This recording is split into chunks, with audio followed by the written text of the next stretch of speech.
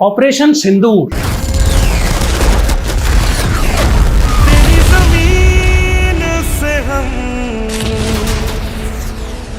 कश्मीर के पहलगाम में कुछ दिन पहले 26 निर्दोष भारतीयों को आतंकवादियों ने धर्म के आधार पर गोलियों से हत्या कर, जिसके बाद पूरे भारत में जनमानस की भावनाएं उबाल पड़ी। सरकार ने भी इन जनमानस की भावनाओं को ख्याल रखते हुए इसके पाकिस्तान के ऊपर तीनों सेनाओं के नेतृत्व में लगातार अटैक किया और इन आतंकवादियों के आकाओं के ठिकानों को नेस्तनाबूद किया।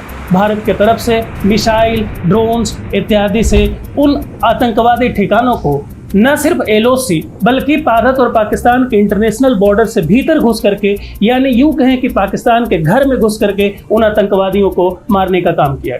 जवाब में पाकिस्तान को भी रिस्पॉन्स कर रहा था और हमारी सेनाएं तैयार थी। नतीजतन लगभग 3 से 4 दिनों तक दोनों देश की सेनाओं के बीच एक संघर्ष की स्थिति बनी रही। दोनों तरफ से हजारों ड्रोन्स उड़ाए गए, हजारों ड्रोन्स को मारा गया, एयर डिफेंस सिस्टम पर अटैक किए गए और लगातार युद्ध की स्थिति रही। परंतु अमेरिका की मध्यस्थता के बाद दोनों देशों के बीच सीज फायर का अनाउंस किया गया और सीज फायर के अनाउंसमेंट के बाद वर्तमान में शांति की स्थिति है। परंतु यह ऑपरेशन कई सारे सवाल हमारे आगे छोड़ गया है। ऑपरेशन सिंदूर से पाया क्या? ऑपरेशन सिंदूर के दौरान जो किए गए ड्रोन्स पर हमले थे, वह क्या युद्ध की एक नए रूप को देखने को मिला है? इन सभी तमाम बातों पर चर्चा आज हम करेंगे और इस सब चर्चा में हमारे साथ भाग लेंगे मिस्टर सुखवीर सिंह। सर, स्वागत है आपका। धन्यवाद सर, बहुत बहुत। सर, जो सीज फायर साइन किया गया दोनों देशों के बीच, आमतौर पर सीज फायर दोनों देश की सरकारें साइन करती हैं या फिर सेनाएं साइन करती हैं जी, लेकिन इस बार कुछ अलग था। आपके क्या विचार हैं इसमें? सर, शाम जब मैं ऑफिस से निकल रहा था तो मैंने फ़ोन देखा, ट्वीट ओपन किया तो देख रहे हैं कि उसमें ट्वीट की एक बाढ़ सी आ गई सर जी। अमेरिका के राष्ट्रपति साहब का ट्वीट था। मुझे लगा फेक हो सकता है, फिर मैं और थोड़ा चेक किया, पाकिस्तान के प्रधानमंत्री का ट्वीट है। हाँ, फिर हमने देखा भारत की तरफ से भी ट्वीट है। जब हमने ये ट्वीट का सिलसिला देखा तो हमें लगा कि नहीं, ये सडनली कैसे। लेकिन फिर हमारे मन में एक बात खटकी। हमने कहा कि भारत और पाकिस्तान के बीच के मामले द्विपक्षीय हैं और शिमला समझौते में साफ एग्रीमेंट है कि अगर भारत और पाकिस्तान के बीच में कोई भी डिस्प्यूट होगा, कोई भी वाद विवाद होगा, तो उस पर हम दोनों देश बैठ के बातचीत करेंगे। उसमें किसी थर्ड पार्टी की भूमिका नहीं होगी। और इसमें जब अमेरिका के राष्ट्रपति का ट्वीट देखा जा रहा है, उनकी मध्यस्थता देखी जा रही है, तो ये चीज हमको थोड़ा अजीब लगी। ऐसा नहीं होना चाहिए था। ऐसा लगा कि हमारी संप्रभुता पे सवाल उठ रहा है। आप इसे कैसे देखते हैं सर? वह कहता है कि भारत और पाकिस्तान अपने विवाद को द्विपक्षीय रूप से सुलझाए जी, और न सिर्फ शिमला समझौता बल्कि भारत के संसद में कई ऐसे संकल्प पास किए गए हैं। 1990s में पास किए गए, 2000 में भी पास किया गया कि भारत और पाकिस्तान अपनी समस्याओं को, अपने विवाद को द्विपक्षीय सॉल्व करेंगे। इसमें भारत का ये तर्क है कि हम कश्मीर मुद्दे का अंतर्राष्ट्रीयकरण नहीं करेंगे और पाकिस्तान की हमेशा से कोशिश रही कि अंतर्राष्ट्रीयकरण करेंगे। भारत एक बार पाकिस्तान के मामले को लेकर के कश्मीर की समस्या पर यूनाइटेड नेशन में जा चुका था। उसके बाद भारत ने जो अपना स्टैंड मेंटेन किया कि द्विपक्षीय मामला सॉल्व किया जाएगा, हम इसका अंतर्राष्ट्रीयकरण नहीं करेंगे। परंतु इस बार जो हुआ यह थोड़ा अलग था जी। अमेरिकी राष्ट्रपति के द्वारा ट्वीट किया जाना, उनका कहना कि रात भर मैंने बात की और उसके बाद ये सीज फायर साइन किया गया और उसके बाद पाकिस्तान की तरफ से फिर भारत की तरफ से आना कि हाँ सीज फायर हो गया। चलिए, सीज फायर ठीक है, एकदम सही बात है। पर मुझे जो बात सबसे ज्यादा खटकी सर, डोनाल्ड ट्रंप के ट्वीट की वो भाषा, मैं आपको पढ़ के सुनाता हूँ। वो ट्वीट की भाषा क्या है डोनाल्ड ट्रंप की? कह रहे हैं कि after a long night of talks mediated by the United States, I am pleased to announce that India and Pakistan have agreed to full and immediate ceasefire. यहाँ तक बात बिल्कुल ठीक है सर। नेक्स्ट देखिए, congratulations to both countries on using common sense and great intelligence. Thank you for all your attention to this matter. अब इस बात में ट्वीट पढ़ने के बाद लगता है बात तो बिल्कुल सही है, परंतु इस ट्वीट को बिटवीन द लाइन्स अगर पढ़ेंगे आप तो पता चलेगा कि अमेरिकी राष्ट्रपति ने किया क्या। भारत और पाकिस्तान को दोनों को एक बराबर लाके खड़ा जी, वो दिख रहा है उनकी। जबकि सर भारत और पाकिस्तान कहाँ से एक बराबर नहीं है। अर्थव्यवस्था हमारी और उनकी बहुत डिफरेंस है। हमारे सभ्यता और संस्कृति बहुत डिफरेंट। हम एक लोकतांत्रिक देश हैं, वहां पर सिर्फ सेना और सरकार के बीच क्या होता है किसी से छुपा नहीं है। जी बिल्कुल। पाकिस्तान की स्थिति बहुत पिछड़ापन है, भारत उस मामले में थोड़ा आगे है। तो तमाम चीजों को अगर तुलनात्मक रूप से देखें, और फिर सबसे बड़ी बात, जिस देश से यह ट्वीट आ रहा है, क्या अमेरिका के लिए भारत और पाकिस्तान दोनों बराबर हैं? बिल्कुल भी नहीं। पाकिस्तान और भारत दोनों कैसे बराबर हो सकते हैं?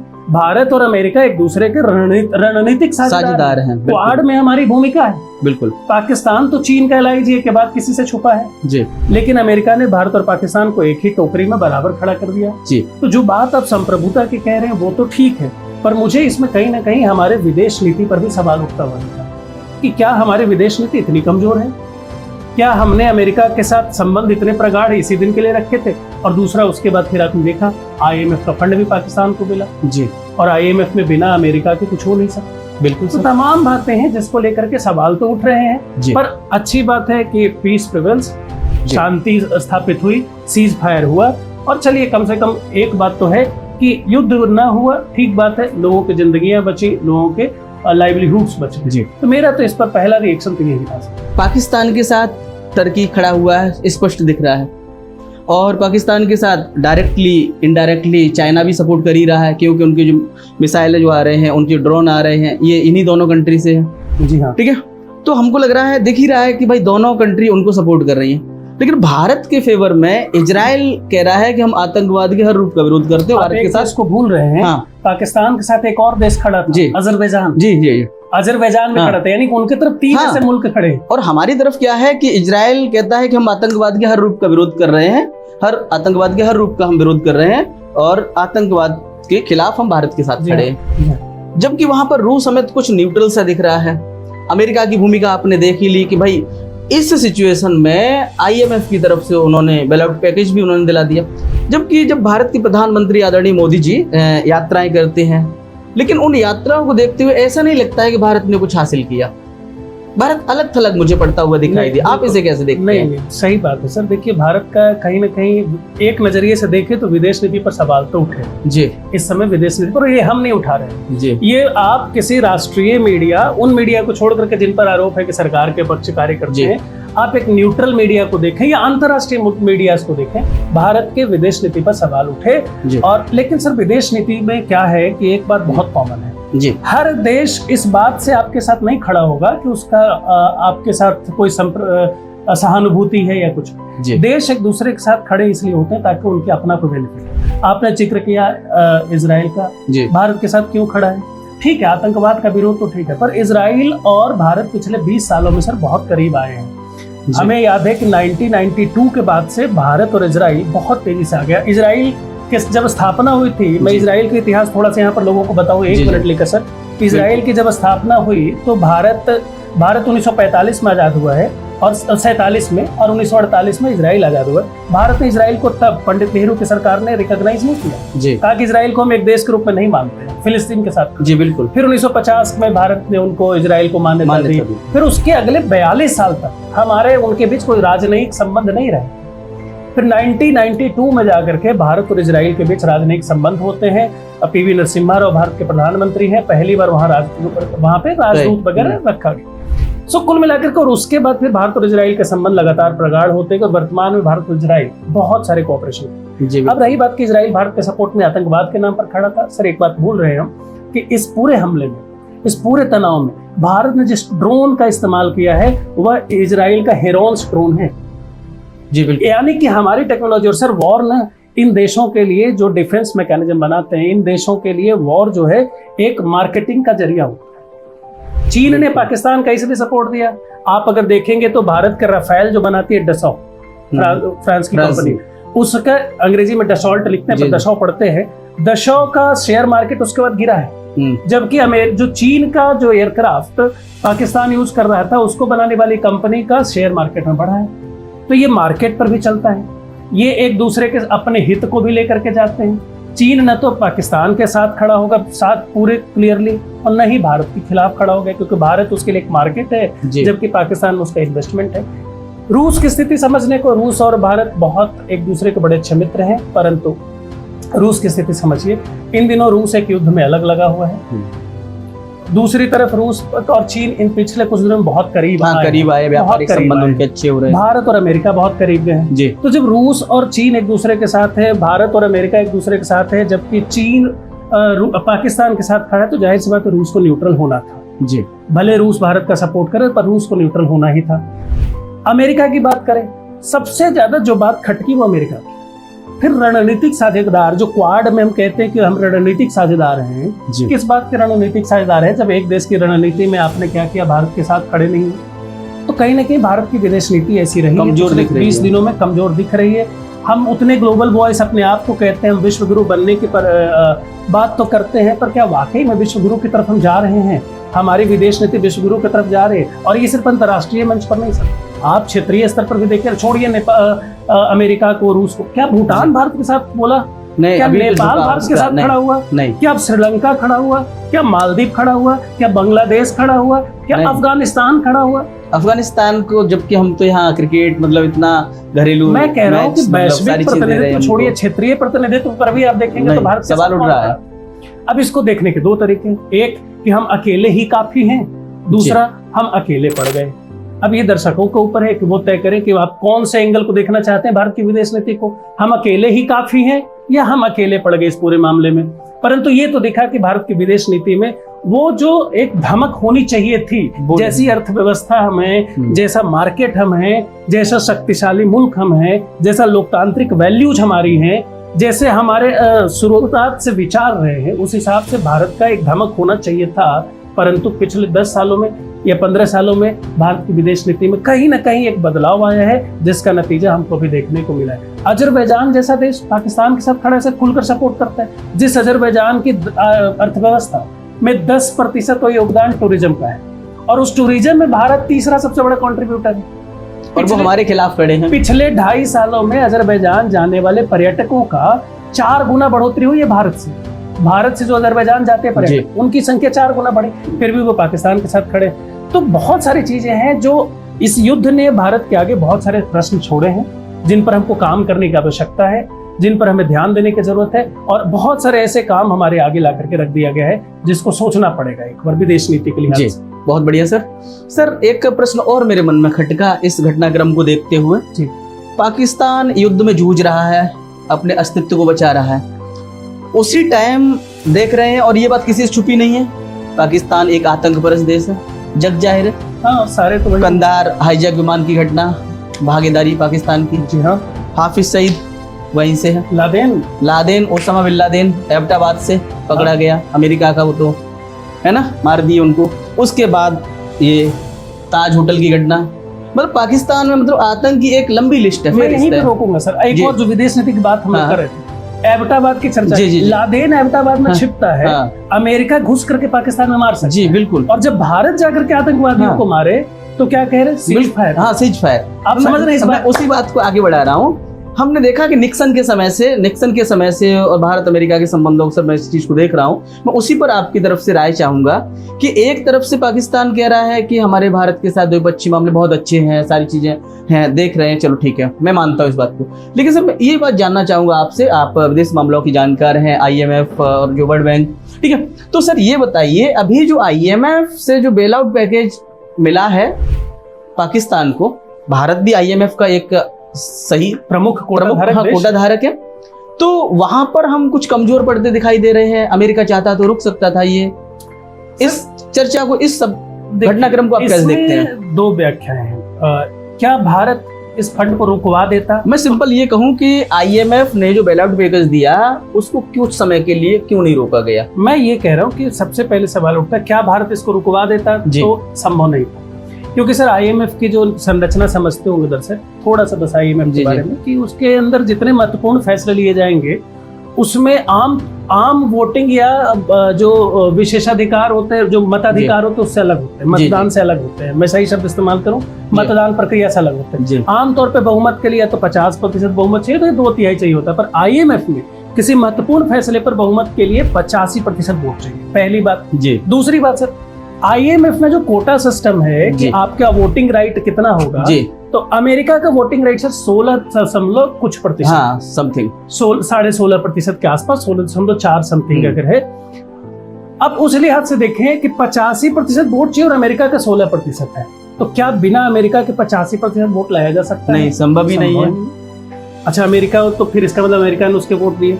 चीन वहां पर आता है, तीसरे नंबर का साझेदार चीन है आईएमएफ में। पहले नंबर पे अमेरिका, दूसरे पे जापान, तीसरे पे चीन आता है। चीन तीसरे नंबर पे है, भारत 7वें नंबर पे है।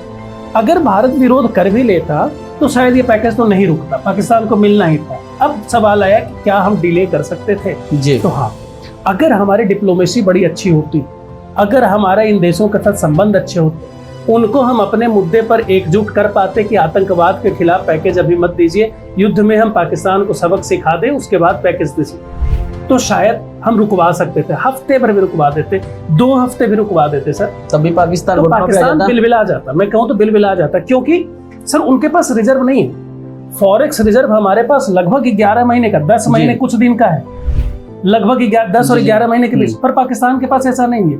वह जो सेफ मिनिमम लेवल 3 महीने का होता है, उससे भी नीचे है फॉरेक्स रिजर्व के मामले में। और अगर हम उसका पैकेज, बेल आउट पैकेज रुकवा देते मात्र 2 हफ्ते के लिए, 3 हफ्ते के लिए, तो पाकिस्तान शायद ये युद्ध किसी अमेरिका की जरूरत नहीं पड़ती, खुद ही गिड़गिड़ाते हुए आता है कि हमको सीज फायर करवा देना, और भारत को कोई दिक्कत। मैं मानता हूं कि नुकसान हमारा भी होता, युद्ध होते 15 दिन 14 दिन चलता, मैं मानता हूं नुकसान हमारा भी होता, पर हमारा नुकसान इतना बड़ा नुकसान नहीं होता, उनका बड़ा नुकसान होता, तो हम रुकवा सकते थे। और दूसरी बात, भारत की गीता गोपीनाथ उसमें sir first deputy managing director है आईएमएफ में, जो कि आईएमएफ के कार्यकारी बोर्ड में दूसरे नंबर का पद है। तो हम अपने वॉइस होते हुए भी वहां पे वॉइसलेस हो गए। क्यों? क्योंकि शायद हम एकजुट नहीं कर पाए लोगों को अपने मुद्दे पर।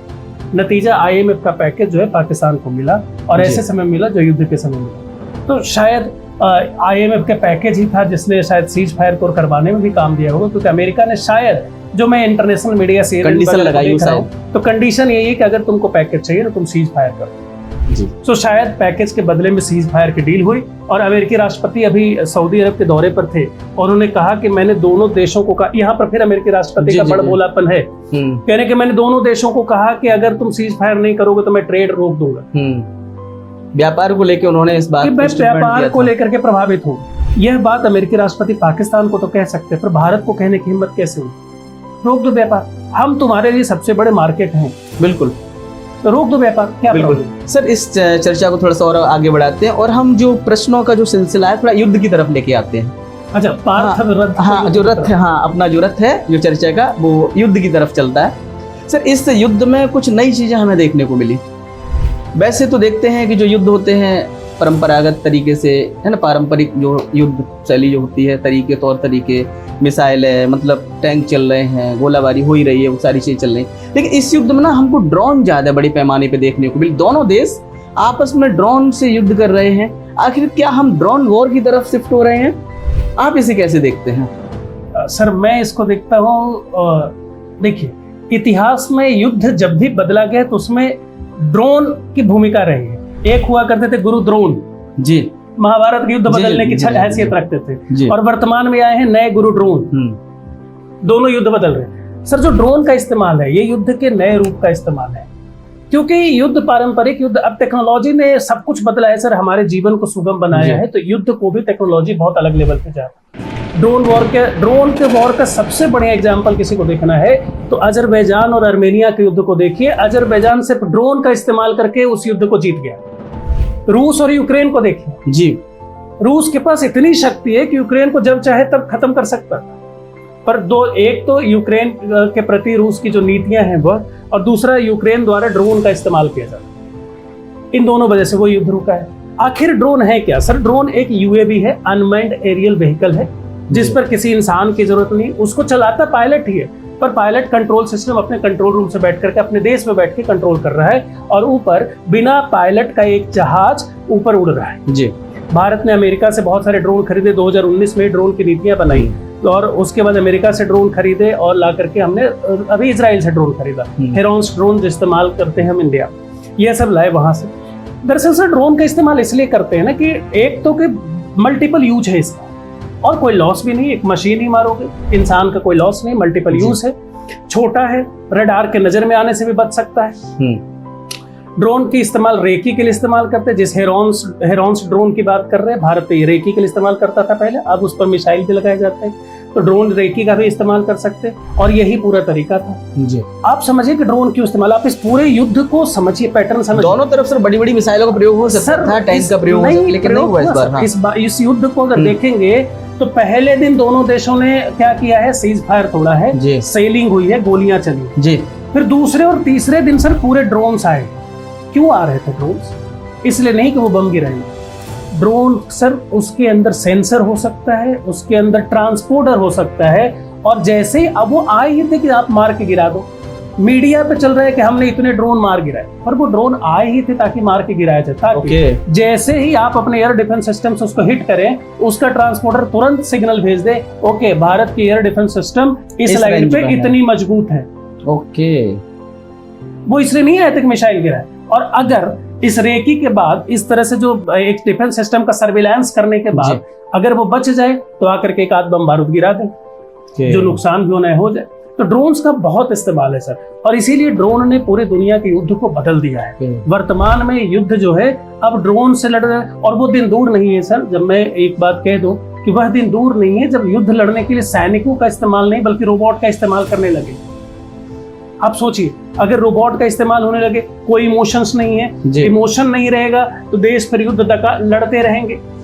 बिल्कुल सर। इसको लेकर के कई सारी नीतियां हैं, कई सारे प्रोजेक्ट दुनिया में, कई सारे कन्वेंशन हो रहे हैं, कभी उस पर फिर विस्तृत चर्चा की जाएगी। जी बिल्कुल। पर ड्रोन्स ने पूरे युद्ध को बदला है, नई तकनीक आई है, और युद्ध के में भी नई तकनीक इस्तेमाल हो रहे हैं। So drone war is the future of the war. जी, ब्लैकआउट आज की इस टेक्नोलॉजी के दौर में कितना कारगर साबित हो सकता है सर?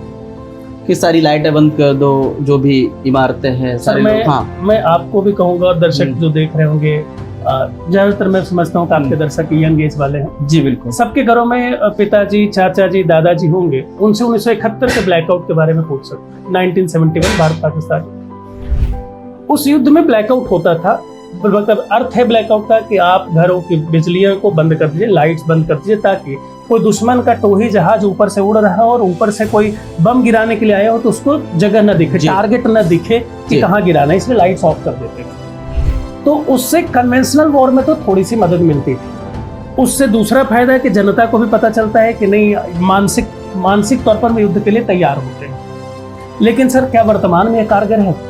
तो कन्वेंशनल वॉर तक तो ठीक है, पर जो आजकल जैसे ड्रोन एक नई टेक्निक आई, आजकल के मिसाइल को सर कोई फर्क नहीं पड़ता कि लाइट है, ब्लैक आउट है कि व्हाइट है, कोई फर्क नहीं पड़ता। क्यों? क्योंकि आजकल के मिसाइल सर गाइडेड मिसाइल होते हैं, प्रिसीजन के साथ। जियोग्राफिक लोकेशंस, अक्षांश देशांतर उसमें इनपुट डाला जाता है और वो जाकर के अपने लक्ष्य को भेद आते हैं। उनको इससे कोई मतलब नहीं है कि वहां पे ब्लैकआउट है कि वहां पे बिल्कुल व्हाइट फ्लोरेसेंट लाइट लगी, उससे कोई मतलब उनको नहीं। एक बार प्रिसीजन डाला, जियोग्राफिक लोकेशन डाला और वो हिट करके आते हैं। परंतु हाँ, एक हद तक कन्वेंशनल वॉर के तौर पे ब्लैकआउट रक्षा करता है। तो आज के परिदृश्य में कहें तो मिला जुला असर है उसका।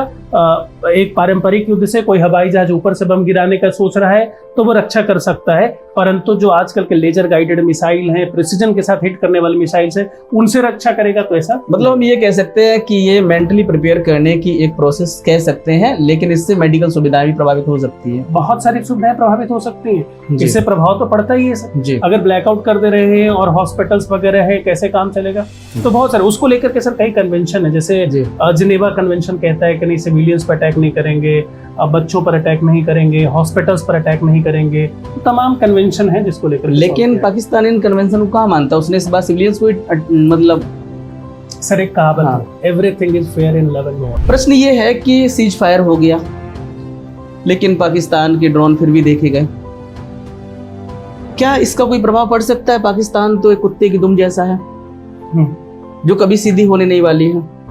क्या वो इन सारी घटनाक्रम को पीछे हटेगा या फिर इसका क्या प्रभाव पड़ सकता है? सीज फायर का उस पर कोई प्रभाव पड़े? क्या वो दोबारा से अब अटैक नहीं करेगा क्या? सर सीज आप इसे कैसे देखते हैं सर? देखिए सर, सीज फायर किसी युद्ध किसी समस्या का समाधान तो नहीं है जी। इतिहास में इस बात को साबित किया गया है, युद्ध किसी समस्या का समाधान नहीं है जी। भारत युद्ध का देश रहा भी नहीं, हम बुद्ध के धरती वाले हैं। जी जी। मैं तो पर्टिकुलरली खुद बुद्ध के जी बिल्कुल सर। तो हम बुद्ध के देश से आते हैं और हम युद्ध नहीं करना चाहते, परंतु अगर कोई युद्ध थोप रहा है तो हम पीछे हटना भी नहीं चाहते हैं, और ये पाकिस्तान के द्वारा युद्ध थोपा गया। सीज फायर के बाद सबसे अच्छी बात जो प्रधानमंत्री के भाषण में समझ में आई, वो पाकिस्तान को क्लियर कट मैसेज था कि any activities linked with the terrorist in India provided by Pakistan, अगर पाकिस्तान के द्वारा आतंकवादियां जो भारत में लाए गए और उन्होंने कोई ऐसी एक्टिविटी की, that will be considered as act of war जी। और यह बात पाकिस्तान को हड़का सकती है कि अब अगर किसी पहलगाम जैसी घटना को हमने अंजाम दिया तो that will be considered an act of the war. Operation Sindoor ने एक संदेश देने का काम जरूर किया है कि अब जैसे हम लोगों ने सर्जिकल स्ट्राइक किया था जी, सर्जिकल स्ट्राइक कहाँ की है? पीओके के पास, जो कि एक विवादित है, पर इस बार पाकिस्तान को एक क्लियर कट मैसेज दिया है कि भाई अगर आतंकवादी घटनाएं करोगे तो छोड़ेंगे नहीं, बल्कि तुम पाकिस्तान के किसी कोने में छुपे रहो। हमने एलओसी छोड़ी है, इंटरनेशनल बॉर्डर को क्रॉस करके हमला किया। तो एक संदेश देना बहुत जरूरी था, वो संदेश गया। सीज फायर होने के बाद अब कम से कम जिंदगियां बची हैं लोगों के। सर कश्मीर में बहुत सारे लोग जाकर के मजदूरी करते हैं जी। 1988 से गुजरात का परिवार है वहाँ रहता है, बिहार के कई मजदूर वहाँ पे रहते हैं, वैष्णो देवी में लोग रहते हैं, एक बहुत बड़ा श्राइन है कश्मीर में, हमारा अपना इंटीग्रल पार्ट है, वहाँ घूमने जाते हैं। तो वहाँ पर बहुत सारे लोग जा रहे थे, पर वहाँ पे इनके जाने से वहाँ पर रोजगार के अवसर सृजन होते हैं। युद्ध के कारण वो बेचारों की लाइफ तो चले, लाइफ का नुकसान अल्टीमेट नुकसान है। सेनाओं के जिन्होंने बलिदान दिया उनको नमन, उनका आभार है, देश आभारी रहे। पर सर युद्ध के कारण बहुत सारे लोगों का लाइफ नहीं बल्कि लाइवलीहुड प्रभावित होता है जी। और जब लाइवलीहुड प्रभावित होता है सर तो एक जिंदगी नहीं बल्कि कई जिंदगियां प्रभावित हो जाती जी। हैं। शिक्षा का अधिकार, अच्छे जीवन का अधिकार, रोजगार का अधिकार सब प्रभावित होता है जी। तो युद्ध किसी समस्या का समाधान नहीं था, सीज फायर ही समाधान था, शांति ही समाधान था। लेकिन पाकिस्तान जिसको आपने सही संज्ञा का इस्तेमाल किया कि टेढ़ा दुम की तरह है, उसको एक सबक सिखाना जरूरी था और ऑपरेशन सिंदूर ने वह काम जरूर किया है। मैं तो यही कहूँगा सर। जहाँ तक जो आप कहना चाह रहे हैं बहुत सही आपने आसान भाषा में समझाया। मतलब अगर ये कुत्ता भौंक रहा है तो भौंक रहा है, कुछ देर तक इंतजार करें, लेकिन वो काट रहा है तो वहाँ उसे सबक सिखाना जरूरी है। मतलब हम भगवान कृष्ण की हैं फॉलोअर हैं, और मतलब एक हाथ में बांसुरी और एक हाथ में सुदर्शन चक्र। जरूरत पड़ेगी तो बांसुरी और नहीं समझोगे तो फिर चक्र भी है। सर इस पूरे घटनाक्रम पे आपका एक अंतिम पॉइंट चाहेंगे हम सर? पूरे घटनाक्रम का सार यही है सर कि हमें देश के साथ खड़ा होना पड़ेगा जी।